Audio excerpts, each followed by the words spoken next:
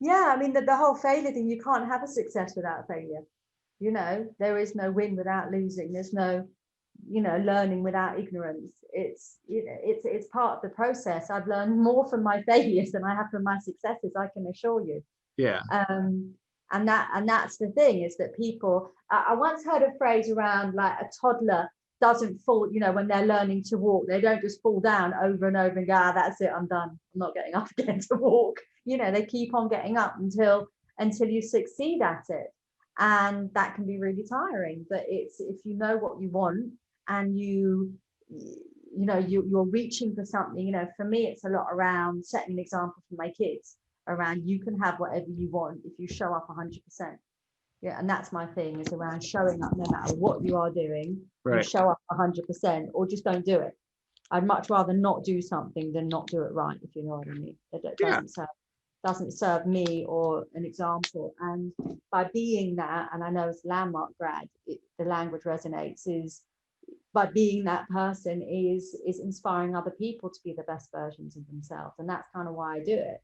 Yep. The leadership. Yeah. Yeah. Yeah, absolutely.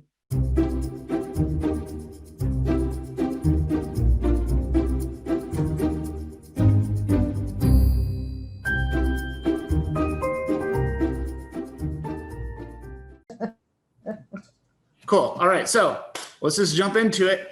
So let's go ahead and say who you are and what you do. My name's Lisa Catto. I am an automation expert based in the UK, and I help people build the ideal customer journey, which is what the whole business hinges on, and make it really smooth and a fantastic experience for both the customers and the business owners and their colleagues alike. Cool. So where'd you grow up? I grew up in London. I am a Londoner, born and bred, although I did live in France for 7 years. Yeah. Where in France did you live? I was in the south, near the beach in Montpellier, where my kids were little, living the dream. It was wonderful. Okay. Awesome. Now, did you have any brothers or sisters? I do. I have 2 older brothers who are amazing. One is a yoga teacher, and he also has an agency where he puts out private yoga and Pilates teachers to people. And the other one is an author, musician, life coach, and Grammy-nominated film maker, producer. Wow. That's amazing. So what kind of schooling did you do? I was very privileged to be privately school educated in London. I actually went to boarding school, proper Harry Potter style boarding school. And what was that like? There were times when it was like one long pajama party. It was pretty, you know, it was back in the 80s, the early 80s when I was there. So it was pretty regimented. We'd have things like chapel every morning, big breakfast with soggy toast. We had to serve people who left. It was all teachers sat up on the high table. It was all very proper English boarding school. It was meant to give me values by which to lead my life. I think it just pushed me into being a maverick, quite frankly. Okay. So the boarding school is kind of what allowed you to be kind of independent, free and independent. So did you do college and university? I went to college. I finished school at 18, which is when in the UK we do our A levels. And I had my first business by the time I was 19, not even 20 years old. So I went traveling after school around India. I got a one-way ticket to Bombay with a rucksack on my back in about 1989. And then I came back when I was in the University of Life. Okay, awesome. So a couple different questions in there, right? So kind of tease them out. So what was your first paying job? My only paying job was at the Sun newspaper, which is the largest circulated newspaper in the UK, where when I came out of school and I came back from traveling, my mom said to me, "You've had your fun, now you're going off to secretarial school." This is in the days before Windows 95, like 1989, 1990. And I learned shorthand, and I learned to type on an electric typewriter. This is in the days of DOS and WordPerfect in Lotus 123. And I got a job as a junior secretary at the Sun newspaper in Wapping, down on the river in London. And that is the only job I've ever had. And I got fired. You got fired? I got fired. What's the story behind that? I found myself basically I was the floating secretary, so I had to go from department to department. If people were off sick, I had to learn every department so that I could fill in. So the picture desk, for example, she had to measure the pictures in each edition and accredit them to the different photographers so they got paid. I had that job done by lunchtime and then was wandering around like, what am I going to do? I'm going and choosing the cartoons for the next edition. I'm opening the Agony Aunt's mail. I'm alphabetizing the assistant editor's file of facts and typing it up. I was that kind of bored trying to find stuff to do. And I just got a little bit disruptive, like a naughty child, kind of wasn't turning up, taking extended lunches and was a little bit bored. So after about 4 or 5 months, they black bagged me. They literally pulled me in. I wasn't allowed back to my desk. I got shown the door and I was given the contents of my desk in a black plastic bag. Wow, that's so awesome. So when did you first realize that you were an entrepreneur? I think I've always been a wheeler dealer, dodger and weaver. You know, I had a market stall at 16 where a friend of my brother's was a really great artist and we got images that he'd made put onto t-shirts and I was selling them on a market stall. But I think when I was like 19, 20, I was putting on raves. They were paid parties. It was at the height of the music industry when it was in that kind of space at the late 80s, early 90s. And I was just doing what needed to be done. You know, it was at the time when mobile phones had just come in. We're driving around the countryside trying to find reception and just getting done what needed to be done, no matter what, whether it was the sign of the times where everything was exciting or I'm just that kind of person. I was lucky to have 2 parents that were very independent, very business owners. So I learned a lot very early on in life. My mom was a business owner when I was about 4 or 5 years old. I learned a lot from her. Okay, so your mom was a big influence in your entrepreneurism? Absolutely, still is. The way I do things, the way I speak to people, the way I craft emails, the way I handle myself, my business, the customer service. She ran a wholesale business. They used to have like these order pads, and you'd write on the pad and put a single line through. You know, just little things, filing, all of that. Just the little things that add up to a really brilliant foundation of understanding the pillars on which a solid business rests. So what do you focus on today? What is your main focus? My main focus today is I'm a Keep certified partner. So I work very much on people's automation, not just in the sales and marketing, but also processing out all of the operations within the business as well. So if you look at the customer journey for a business from when somebody is in the marketing and they've attracted interest through the sales pipeline into the actual delivery of the product. So sometimes we're hooking up all sorts of different systems. So for a solar panel installation company, for example, we're looking at, you know, handling 80 installations a week of, you know, or everything that goes into that.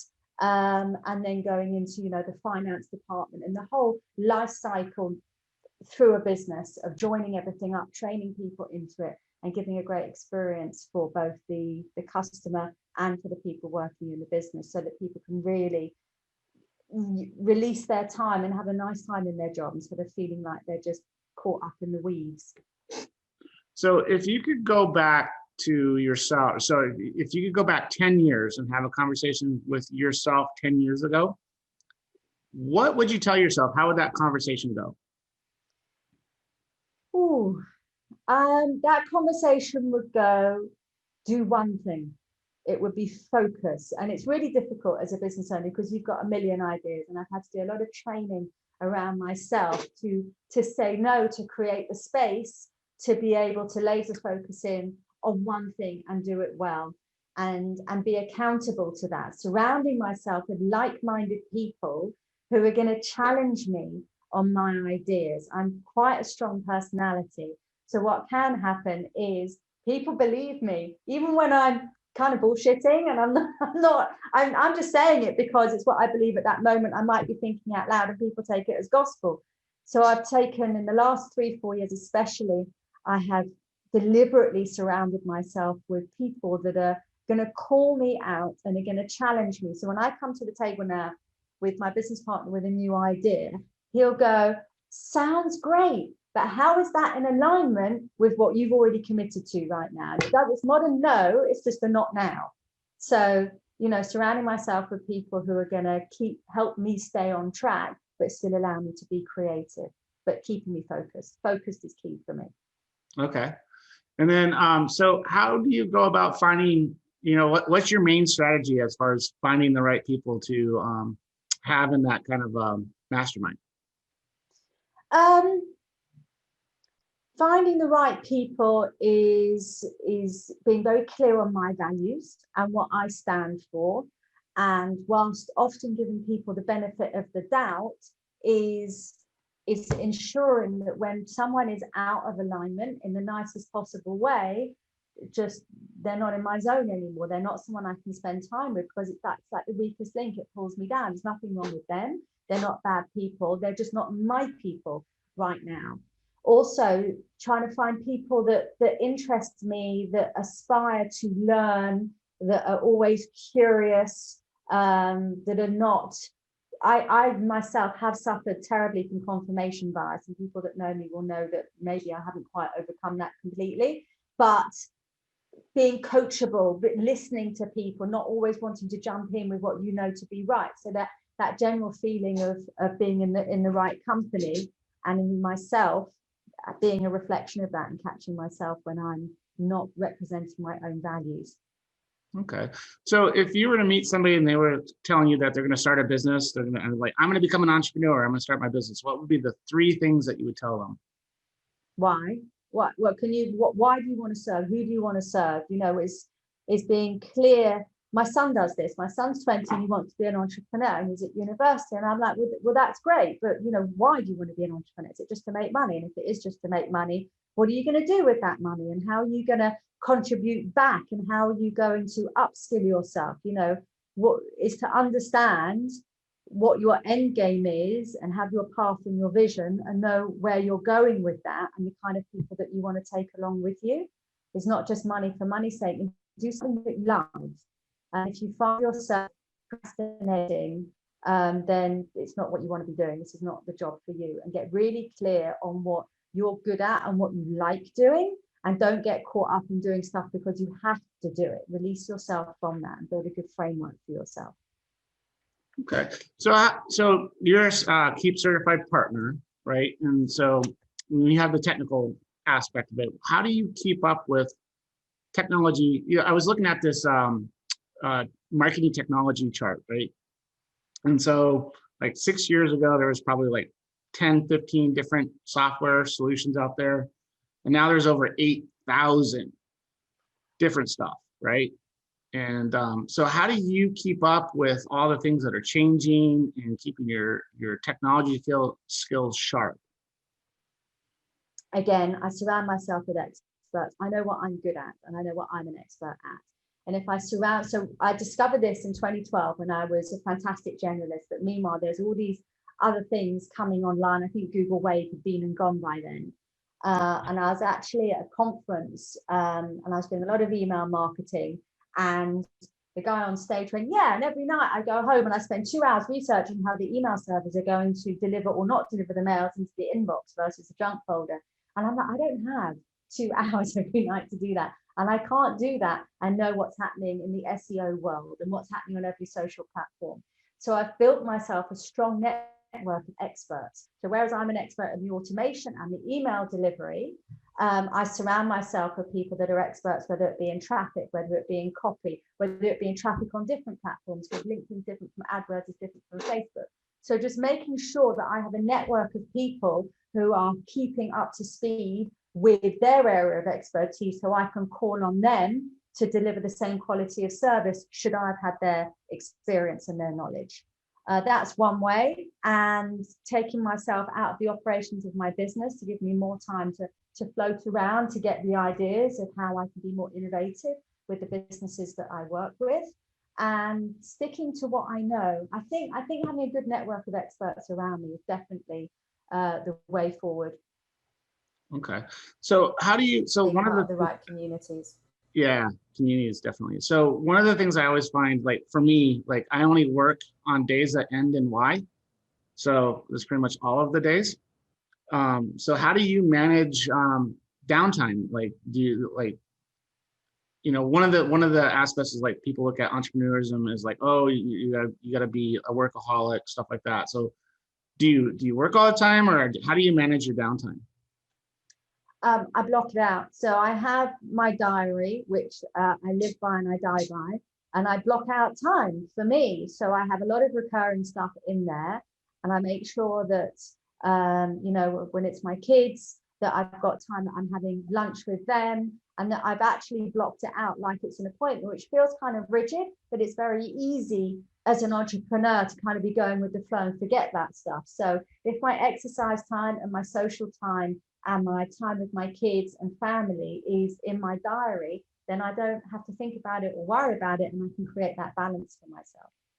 Yeah, the whole diary or calendar aspect is like amazing. I actually learned that you can actually schedule your emergencies. So those unexpected emergencies, you can actually schedule them. You just block out interruption time, right? And so whatever you're working on, if you have to move it, you move it to interruption time, and then that way you can just deal with your emergency. So I have faffing time booked in. What's you it have called? to have faffing time. Faffing time? Faffing is I'm just grazing through the web, giving myself 1 to 3 hours across the week to sit there and just surf from link to read stuff with no particular destination or purpose, or to potter around the house and just think. And it's important to have your faffing time in there as well. It's that downtime for my brain. Okay, awesome. Well, how can people get a hold of you? My website is thebusinesscatalyst.co.uk, and they can book a discovery call with me at bookacallwithlisa.com. I love having chats with people and learning more about their business. So that would be the best way. Obviously, you can come find me on social, but book a call in with me, have a conversation, and tell me about your business and any challenges, and connect. Awesome. Well, thank you very much for spending some time. Go ahead. Book a call with Lisa.com. Book a call with Lisa.com. Yeah, so Lisa is an amazing entrepreneur, business owner, and automation expert. So definitely want to reach out to her and connect with her, and definitely do one of those strategy sessions. Awesome. Well, thank you. And we'll chat soon. Absolutely. Thanks, Rich. You take care, honey. Hey, thank you for watching this interview with the Beyond W2 Entrepreneur series. And if you like this content, please make sure that you hit the subscribe button, hit the bell, turn on notifications so that you get information about our next upcoming interview. And if you really like this content, really the best thing you can do is share it, and share it with somebody that might benefit from the information. And if you want more information, please go to beyondw2.com and join our community there. Otherwise, I'll see you guys in the next interview.